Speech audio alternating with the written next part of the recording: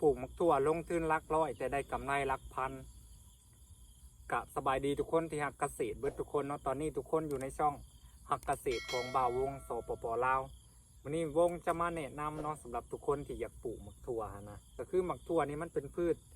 อายุสั้นนะที่ปลูกได้ง่ายและก็ได้หับผลไวนำนะทุกคนปลูกใส่เวลาประมาณ2 เดือนก็แม่นสามารถ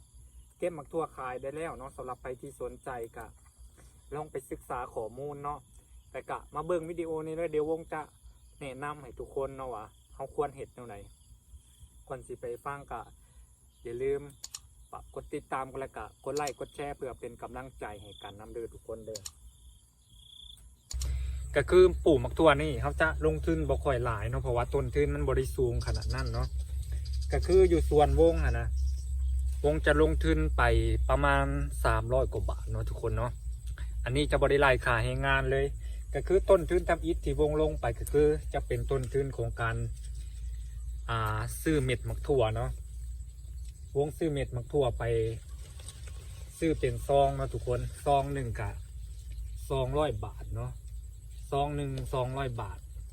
และกะต่อมาวงก็สิซื้อเป็นตะข่ายเนาะเพราะว่าวงได้ใส่เป็นตะข่ายแต่สำหรับทุกคนที่สะดวกสบายก็คือถ้าใส่เป็นไม้มันก็สิสะดวกไปอีกแบบหนึ่งเนาะและมันก็สิประหยัดต้นทุนเข้าไปน้ำนะและตัวที่2ก็คือการบำรุงเนาะทุกคนการบำรุงการใส่ปุ๋ยมักถั่วทั้งเบิร์ดนี่นะวงจะใส่ปุ๋ยไปประมาณ5 โลเนาะ5 โลก็สิเป็นปุ๋ยเร่งและกับปุ๋ยหมักก็คือผสมอยู่ในหันเลยเนาะทุกคนและกะลงทุนซื้อปุ๋ยไปประมาณ120เนาะและกะคือซื้อเม็ดมันไป200 บาทเนาะแล้วก็ซื้อตะข่ายไป80 บาทเพราะว่ามันเป็น2 แถวเด้ทุกคนแล้วก็ซื้อปุ๋ยไปอยู่120นะรวมกันก็เป็น400 บาทเนาะอันนี้วงเก็บมักถั่วสุดเดียวนี่กะได้ทุนคืนแล้วเนาะคือเก็บมักถั่วไปสุดหนึ่งกะได้ทุนคืนแล้วขนาดมักถั่วฤดูฝนนี่เป็นมักถั่วราคาถึงเนาะก็คือขายโลนึงมีแต่20 บาทเนาะทุกคนเนาะเก็บไปสุดแรกนะได้หมักถั่วไป20 กว่าโลเลยเนาะก็คือคืนทุนไปตั้งแต่เก็บหมักถั่วสุดแรกเลยคือสิ่งแรกๆที่ค่อยหมักในการปลูกหมักถั่วก็คือ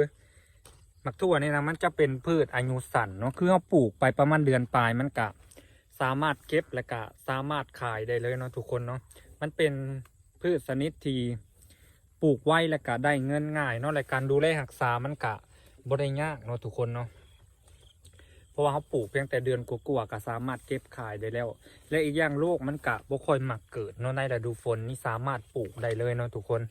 มันกะบ่ได้รดน้ำอีกสำหรับอยู่สวนข่อยที่ปลูกไปนะมื้อนี้ก็น่าสิเป็นกำไรเนาะในการปลูกมักถั่วรอบนี้เพราะว่ามื้อก่อนนะเก็บไปกะได้ทุนทั้งกำไรเลยเนาะทุกคนเพราะว่า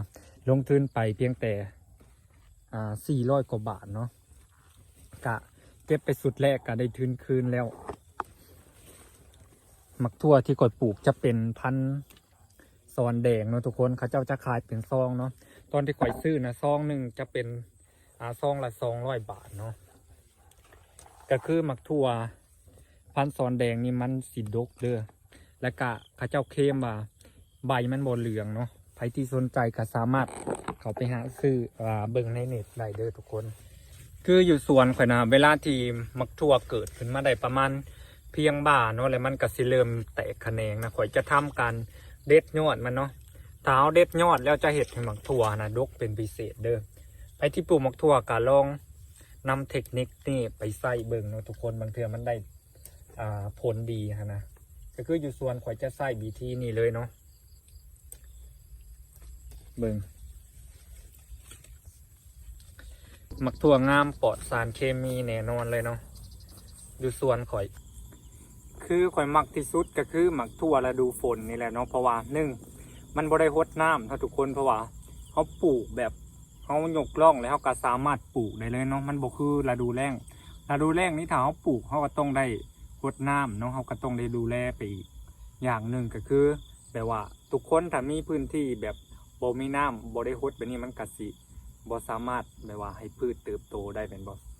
ก็คือฤดูฝนนี่แนะนำเลยเนาะทุกคนสำหรับไปตีอยากปลูกช่วงนี้กันยังทันอยู่ได้เพราะว่า มันอาจสิแบบช่วงปลายฝนเนาะบางคนอาจสิมีหนองอาจมีแบบว่าน้ำเล็กๆน้อยๆแบบนี้มันก็สามารถฮดได้เนาะและมักทั่วนี้มันจะเป็นพืชที่บ่ค่อยมักน้ำเนาะทุกคนเนาะแบบเฮามีน้ำเล็กๆน้อยๆแบบนี้มันก็สามารถปลูกสามารถเก็บกินได้เลยเนาะแบบทุกคนอาจจะมีน้ำน้องเนาะหรือว่าน้ำบาดาลแบบนี้ก็สามารถปลูกได้คือกันเนาะสำหรับไปที่อยากปลูกมักทั่วนะอันนี้แนะนำแบบนี้อีหลีเนาะเพราะว่าหนึ่งก็คือเฮาลงทุนบ่หลายคือว่าไปอะไรเนาะทุกคนเนาะสองมากก็คือมันเป็นพืชที่ปลูกง่ายได้รายได้ไวเนาะและรายได้มันก็ดีนำเนาะถ้าเขาปลูกแบบจำนวนหลายๆเขาก็อาจสิส่งแม่ค้าเขาเจ้าเนาะอาจสิเลาะขายเองนำมันก็เป็นรายได้เสริมรายได้หนึ่งของเฮาเลยแหละเนาะอันนี้ว่าไว้ทุกคนสำหรับทุกคนที่มีใจมักหักเลยก็อยากเฮ็ดในการเกษตรอันนี้แนะนำอีหลีเลยทุกคนเด้อสำหรับหมักตัวนี้เป็นพืชตั้งต้นแล้วแหละเนาะที่ทุกคนต้องควรปลูกเลยก็ควรมีไว้ติดสวนเนาะสำหรับคนที่เฮ็ดเกษตรเนาะทุกคนจังใดก็ฝากทุกคนติดตามและก็เป็นกำลังใจให้กันในเด้อสำหรับวิดีโอนี้ก็ขอลาไปก่อนเนาะทุกคนขอบใจทุกคนที่ติดตามกันเด้อสำหรับวิดีโอนี้ก็ขอลาไปก่อนเนาะทุกคนเนาะสบายดีเด้อ